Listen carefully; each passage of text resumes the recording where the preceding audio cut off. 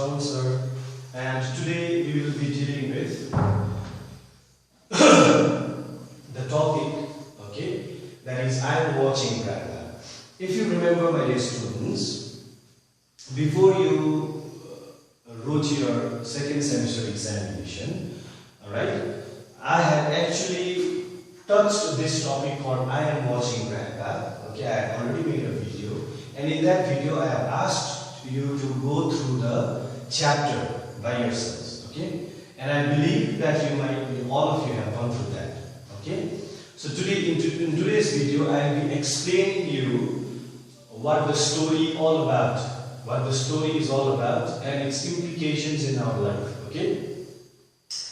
Now, since in the previous video I have asked you to read all the portions in the chapter, and I assume that you have learned something from there, okay, so I'll be telling you the story in gist, okay, and will be telling you its implications in our life, okay. In this story, the grandson and granddaughter is visiting grandfather, okay, might be in their summer vacation or in the winter vacation, okay. They are with their grandpa, okay. So the story, in the story, if you have read, you might have noticed that it is a story about a night. It's a story about a night when something happens in the story. This is the first thing that you need to remember, okay. Now if you remember, grandson is trying to get asleep as the story begins, okay, and he is unable to sleep because of the noise. And on top of that, grandpa is not sleeping at all. It is already 3 a.m. in the morning. This is what the time actually is given to us. Okay? And grandpa is not sleeping. Now what grandson is thinking is, he is thinking that grandfather is trying to go for a pee or going to do his needs. Okay? But he turns on the light and puts all the trousers as if he's going to go somewhere. So grandson notices it. Yes or no? So the conversation that takes place between grandson and grandfather is there in the book. Okay? But here what happens is, grandson is totally unaware about grandfather's business or the movement that he makes during the night. It is his first night. Okay? And he assumes that grandfather is trying to do something fishy. Alright, something very adventurous, and then grandson tries to become very inquisitive. Okay, tries to become very inquisitive from within and tries to follow grandfather. Okay, and then these two get along in one of the staircase and goes in the darker night, in the darker sphere. Okay, and tries to go downstairs. And grandfather knowingly switches on the light and tries to see something. This is all the story about. Okay? But what happens after he reaches? The second part I have written out here is the paper. Okay? Why grandfather is getting up early in the morning is they have a cyber cafe. Now, I don't have to explain it to you what is cyber cafe. Okay? Cyber cafe is, all of you know that computers are kept in the shop, and many people they come and visit in order to do their jobs, in order to take up printers and all those things. Cyber cafe, okay. So he has a cyber cafe there, and the amount of paper is used out there, okay, is like unimaginable. All right.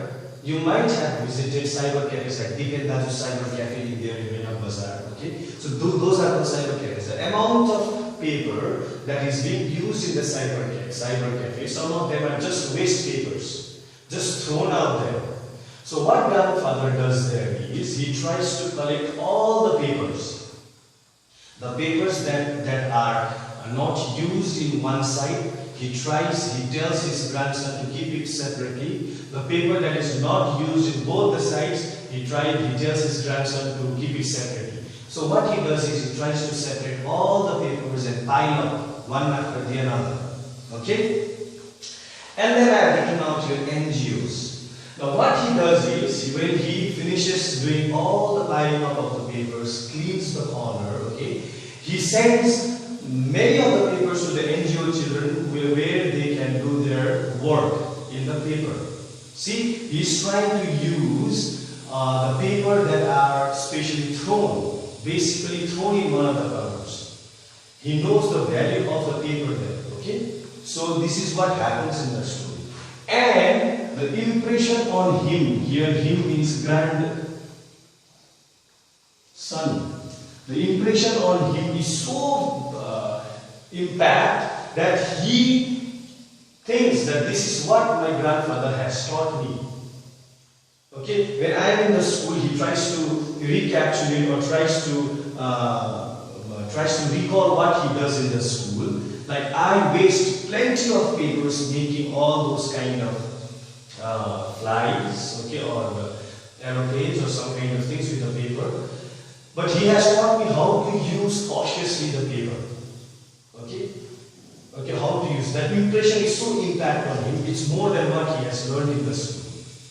What his grandfather teaches him through this chapter what I am watching grandfather. Okay?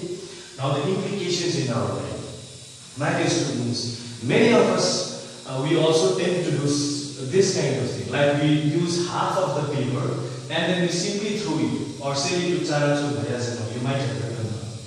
Okay, we do not use it cautiously, and many of you have the habit of writing it only on the one side of the paper and you leave the another one. Okay, so please don't do that. Cautiously use the paper, cautiously. Try to use every part of it so that you don't waste it, because you know that the papers are made out of the trees. Okay, so that's why you need to be very much careful about recycle and reuse. Recycle and reuse. This is the term that you need to keep in your head. Even if I am unable to use this after using all the papers, give it to a person who is very much apt in sending all those stuff in the real thing, so that they can recycle it again and can make it, so that we don't have to cut down the trees. This is the most important thing that you need to remember. Okay? So from this chapter, we learn that it is good to recycle and reuse the thing, and not to waste anything, especially paper. Am I clear? This is what we learned from this chapter. Okay? And if you have any confusion, please feel free to call me or text me. I will be giving you the questions and answers. Okay? And then you have to jot it down in your copies. Okay? Thank you, class. Have a nice day.